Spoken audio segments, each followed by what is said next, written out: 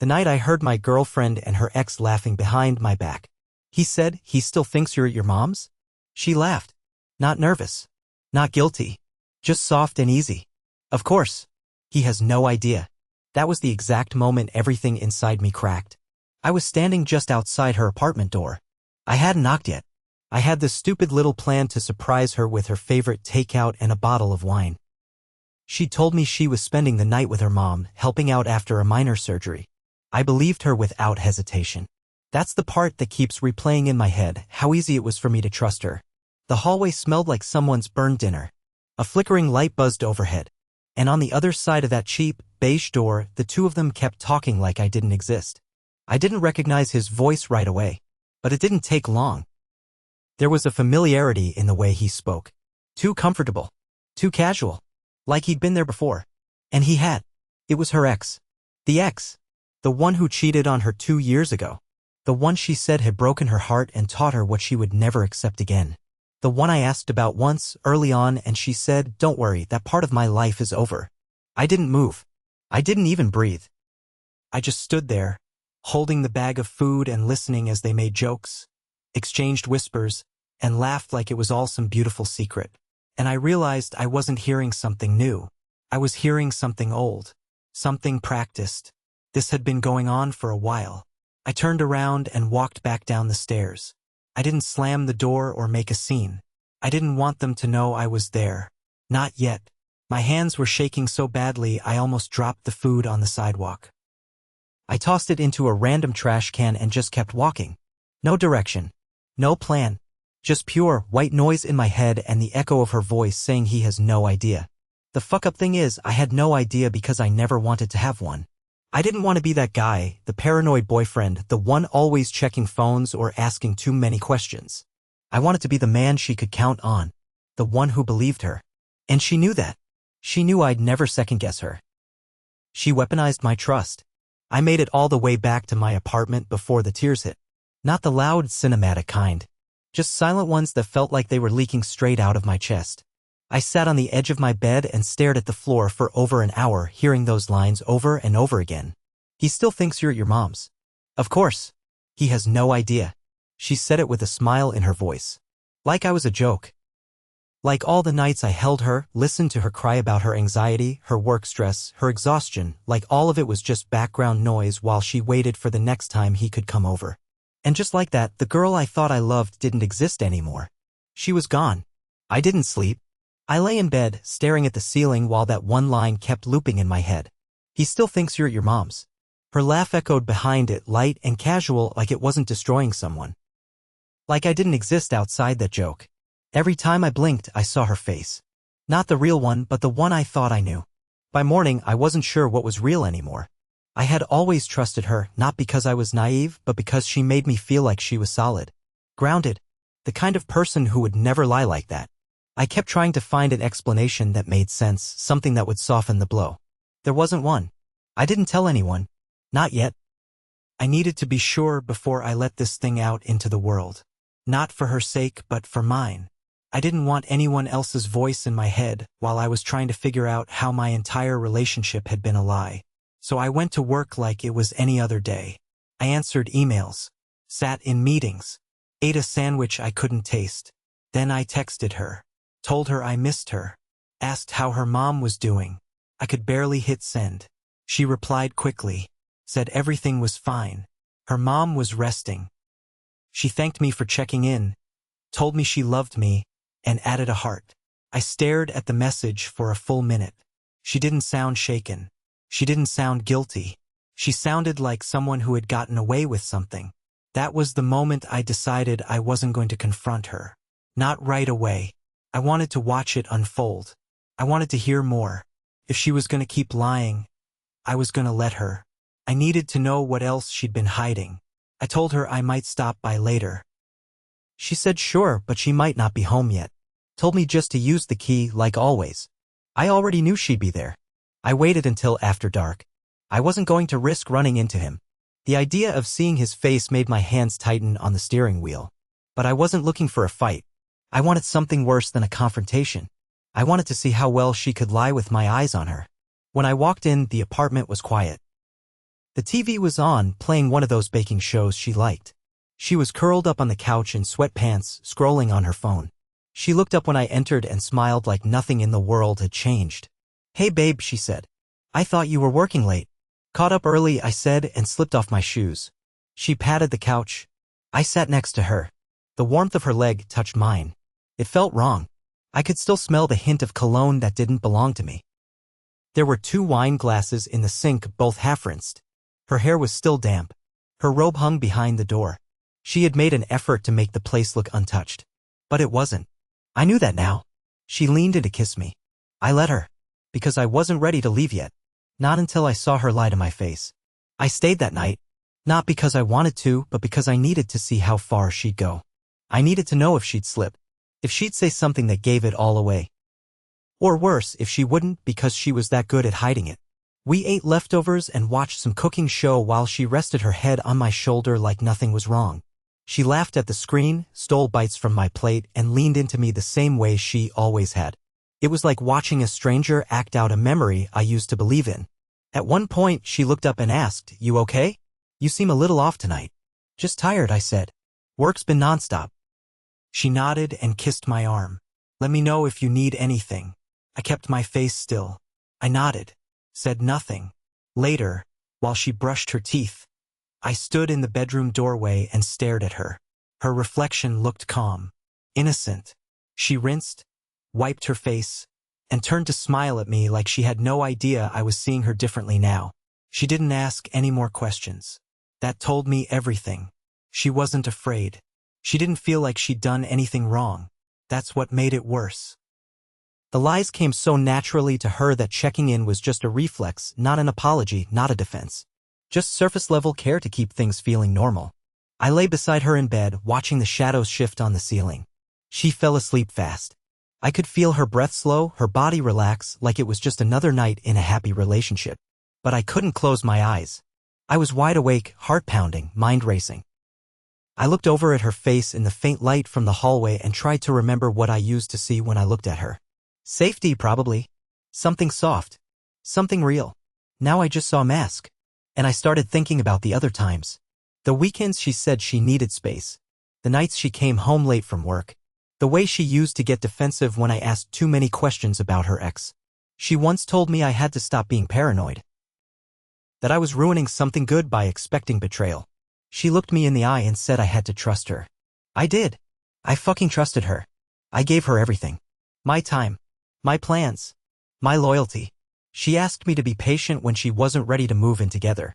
She said she needed time to make sure it was right. I agreed. I wanted her to feel safe. But she wasn't taking space. She was making room for someone else. At 3 a.m, I got out of bed quietly and went to the kitchen. I turned on the small stove light and just stood there. I didn't cry. I didn't rage.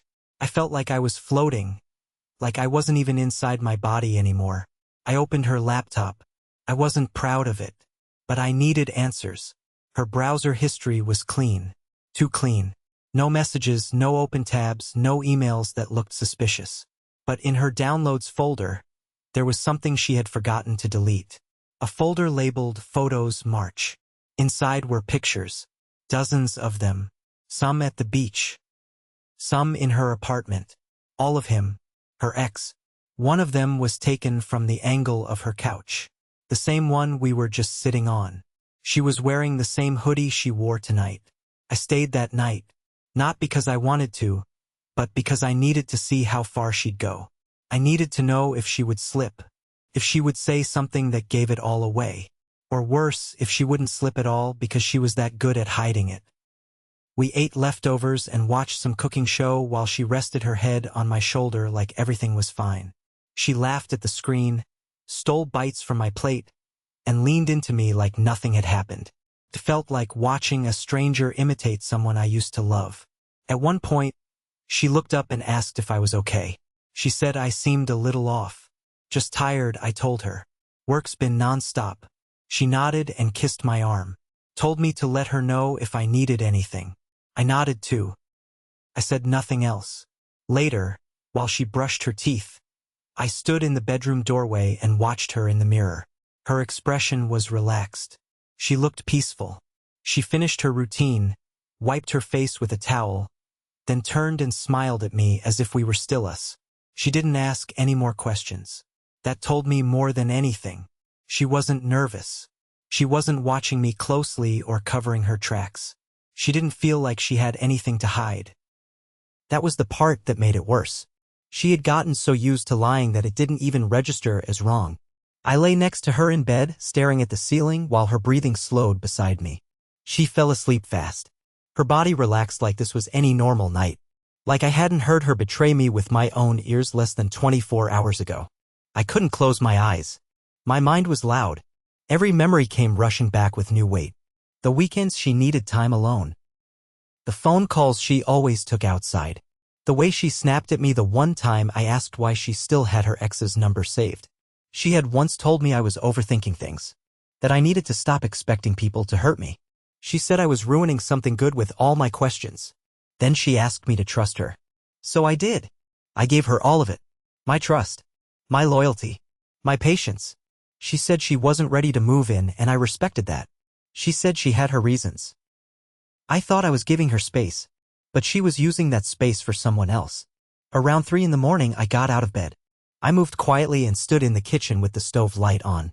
My thoughts felt disconnected from my body. I didn't feel anger yet. I just felt numb. I opened her laptop. I know I shouldn't have. I'm not proud of it, but I needed to know how far it went. Her browsing history was spotless. Too clean. There were no texts or emails either. Nothing that obvious. But in her downloads folder, there was a zip file she hadn't removed. It was labeled Photos March. I clicked. Inside were dozens of pictures. Her and him. At the beach. At a restaurant. In her apartment. Some were selfies. Some looked like he had taken them when she wasn't looking. One of them showed her sitting on the couch. She was wearing the exact hoodie she had on earlier that night. I stared at the photo for a long time.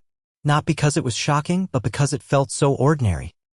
She was sitting on that same couch, hair up the same way, holding the same mug I had just washed hours ago. Her legs were tucked under her. The sleeves of that gray hoodie pulled over her hands. She looked relaxed. At home. There was no guilt in her eyes. No hesitation in the way she smiled at the camera. It wasn't a forced grin or a secret caught by accident.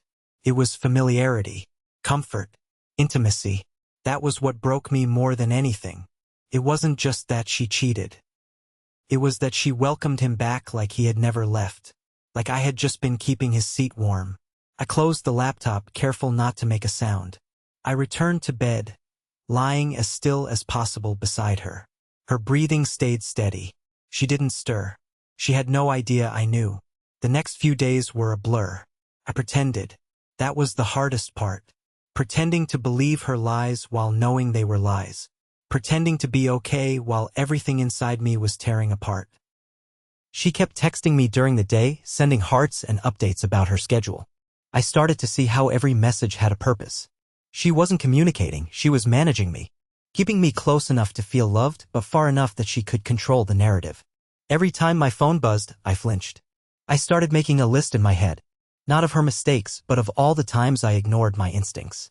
The night she didn't come home until 3 a.m. because she was just out with coworkers. The weekend trip she canceled last minute because she said she wasn't feeling well, but never let me come by to check on her. The way she reacted when I once asked if she was still talking to him. She didn't get mad. She got distant. I told myself I was imagining things. She let me believe that. That's what betrayal really is. Not just the action. It's the months of silence. The way they let you sit in your own confusion while they build a separate life behind your back. It's not just the cheating. It's the erasure of your reality. I started packing in small pieces. A box of books from her place. A drawer's worth of clothes.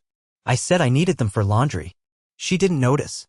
Or maybe she did and just assumed I'd come back like I always did. There was a part of me that wanted to scream. To throw the photos in her face. To watch her scramble for words. But I didn't want her to twist it. I didn't want her to cry and tell me it was complicated or that it didn't mean anything or that she was confused. I didn't need an apology. I needed out. So I waited. Waited until I had my things. Until I had a place to stay. Until the pieces were clean enough to walk away without her poisoning the goodbye. The night I left, I didn't say anything. She was in the shower. I took the last of my stuff, left my key on the table, and walked out. No note. No confrontation. Just silence. But a few hours later, I sent her a message. Just one. I didn't write the message to hurt her. I wasn't looking for closure. I wasn't trying to be dramatic or get the last word. I wrote it because I needed to say something without hearing her voice twist it into something else. I kept it short. I know. I've known for a while now. I'm not coming back. You didn't just lie to me. You made me doubt myself. That's what I'll remember most. Don't contact me. I watched the typing indicator pop up a few seconds later, then disappear. It came back again. Then stopped. She never replied. That silence told me everything. I shut off my phone for the rest of the night. I lay in the dark on a friend's couch, feeling the weight of it all finally settle into my body. The exhaustion, the resentment, the sadness I hadn't let myself feel while I was still pretending everything could somehow be fixed. It was over now. Not just the relationship, but the version of myself that lived inside it. The version of me that bent to keep her comfortable. The one who always said, "It's fine, I understand, no worries," even when I was bleeding inside. That guy was gone. I wasn't proud of how long I let it go on, but I was proud I didn't let it break me completely. In the days that followed, I tried to keep moving. I stayed with a friend, kept showing up to work, forced myself to eat even when food tasted like cardboard. I didn't tell many people what had happened. Not yet. I didn't want to hear them say what I already knew. That I should have seen it, that I deserved better, that she never deserved me. They were probably right, but I needed time to feel that for myself. One night, I went out for a walk alone. It was raining, just a light drizzle, but I didn't care. I left my hoodie off and let it soak into my shirt. It felt good to feel something physical, something cold and real and outside of my thoughts. I passed a restaurant we used to go to. A couple was sitting near the window, laughing over a shared dessert. I didn't feel bitter. I just felt removed from it, like I was watching something from a life I used to belong to. That was the strangest part. I wasn't angry anymore. Not in the way I thought I would be. What I felt instead was something deeper, something harder to name. A grief that didn't have a single face, but hundreds. All the nights I stayed when I should have left. All the things I gave to someone who was never really there. I pulled out my phone and looked at our last message thread. That message I sent her was still the final one. Read. No reply. No apology. No fight. Just gone. And that was fine. I deleted the thread. I wasn't holding on to anything anymore. There was no moment of triumph. No rush of freedom. Just a slow, steady return to myself. A quiet knowing that I had gotten out before she could rewrite the ending. That I had seen the truth and made my choice. That was enough. I stayed low for a while. No big announcements. No cryptic posts online. I didn't want to perform my pain for anyone. I just wanted to feel it in private, where no one could rush me through it or tell me how to process it. People started to notice eventually. A few mutual friends asked if we were okay. I kept it simple. I said we broke up. Some asked why. I said it didn't work out. That was enough. The details belonged to me, and I wasn't going to hand them over like gossip. What I didn't expect was how quiet everything got afterward. My world had revolved around her for so long that once she was gone, there was this silence I didn't know how to sit with. It wasn't peaceful at first. It was eerie. I'd pick up my phone to text her something out of habit, then stop mid-swipe. I'd hear a song we used to play while cooking dinner and feel my stomach turn. Everything reminded me of a future I had been planning alone. I started walking more, not for fitness or clarity or anything poetic, just to move. To stop being still. I'd walk for hours sometimes. No destination, just noise in my headphones and cold air on my face. Eventually, something shifted. It didn't come all at once. It was small. I noticed I didn't feel sick when I passed her street anymore. I stopped checking her profile. I went a whole day without thinking about what I would have said if I had confronted her differently. That's how healing really works. It's not a big scene. It's a quiet change. Something stops hurting the way it used to. You notice it and then it passes. I started journaling again. It wasn't anything deep. Just thoughts I couldn't say out loud. Things like, you don't miss her, you miss who you thought she was, or don't confuse silence with peace. Some days it helped. Other days it just reminded me how far I still had to go. One night, I was sitting outside a coffee shop when someone sat down at the table next to me and said my name. I looked up and saw her friend. One of the ones who always used to act like she was neutral but definitely wasn't. She smiled like nothing had happened and said she'd heard we split. I nodded and went back to my drink. She waited a few seconds, then said, "She didn't mean to hurt you, you know?" I didn't look at her. I said, "She didn't mean to get caught either." She blinked, like she wasn't expecting that. Then she stood and said, "She still asks about you sometimes." That was the last straw. I looked her in the eye and said, "Tell her I don't ask about her at all." She left without saying anything else. Felt good. Not because I was trying to be cruel, but because I finally said something for myself. I didn't owe either of them anything. Not kindness. Not closure. Not space in my mind. I finished my coffee in silence and walked home. No music. No distractions. Just me. For the first time in a long time, I didn't feel like I was carrying anything heavy. It's strange how something so painful can become so quiet with time. There was a point where the sound of her voice in my memory made me feel sick. Now, I can go whole days without hearing it at all. I don't replay the night outside her door anymore. I don't revisit the photos. I've stopped measuring my healing against the moment it all fell apart. Some scars stay.